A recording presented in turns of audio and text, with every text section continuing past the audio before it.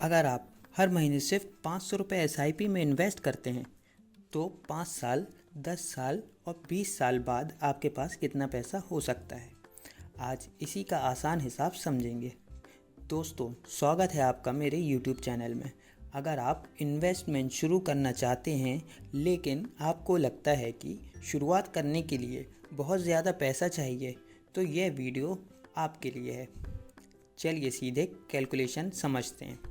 मान लीजिए आप हर महीने 500 रुपये इन्वेस्ट करते हैं तो एक साल में 500 इंटू 12 इज़ इक्वल टू 6000, यानी एक साल में आपका टोटल इन्वेस्टमेंट 6000 होगा।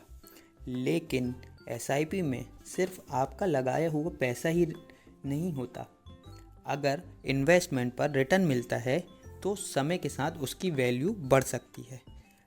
अब अगर आप 500 रुपये हर महीने 5 साल तक कंटिन्यू करते हैं, 500 into 12 into 5 is equal to 30,000, यानी आपने अपनी तरफ से कुल 30,000 लगाए।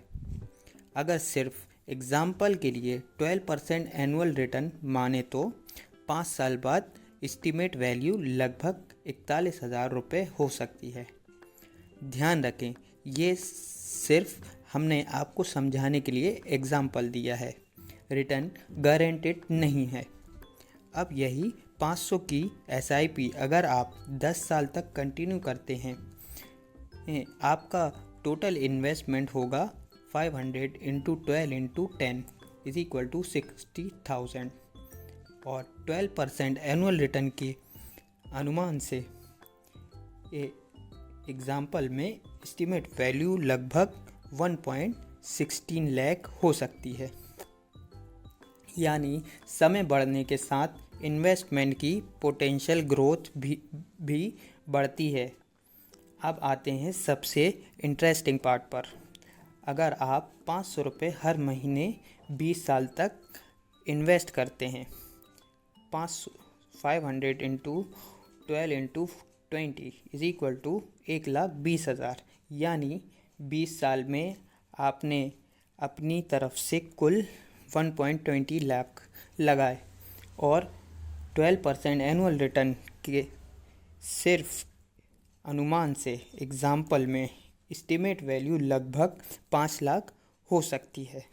यही लॉन्ग टर्म इन्वेस्टमेंट में कंपाउंडिंग का इफ़ेक्ट समझने का एक आसान एग्जाम्पल है। लेकिन एक बात बहुत ज़रूरी है, ये 41,000 रुपये, 1.16 लाख और 5 लाख रुपए गारंटेड अमाउंट नहीं है। हमने ये सिर्फ कैलकुलेशन समझने के लिए 12% एनुअल रिटर्न मानकर किया है। Mutual fund return market linked होता है और एक्चुअल रिटर्न कम या ज़्यादा हो सकते हैं। इसलिए किसी इन्वेस्टमेंट को सिर्फ इस कैलकुलेशन के आधार पर चूज़ नहीं करना चाहिए। बहुत से बिगनर्स सोचते हैं मेरे पास ज़्यादा पैसा नहीं है इसलिए मैं इन्वेस्टमेंट शुरू नहीं कर सकता। लेकिन शुरुआत छोटी हो सकती है। सबसे ज़रूरी है कि आप अपनी फाइनेंशियल सिचुएशन और गोल को समझें और फिर अपने हिसाब से इन्वेस्टमेंट करें। अगर फ्यूचर में आपका इनकम बढ़ती है तो अपनी कैपेसिटी के अनुसार इन्वेस्टमेंट अमाउंट बढ़ाने पर भी विचार किया जा सकता है। तो दोस्तों, आज हमने देखा कि सिर्फ 500 रुपये की मंथली SIP को लंबे तक कंटिन्यू करने पर कितना बड़ा डिफरेंस हो सकता है।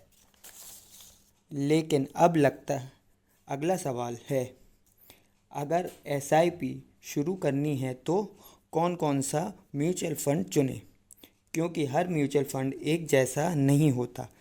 अगली वीडियो में हम आसान भाषा में समझेंगे SIP के लिए सही म्यूचुअल फ़ंड कैसे चुनें। अगर आपको ऐसी सिंपल फाइनेंशियल इन्फॉर्मेशन पसंद आती है तो वीडियो को लाइक करें और चैनल को सब्सक्राइब करें।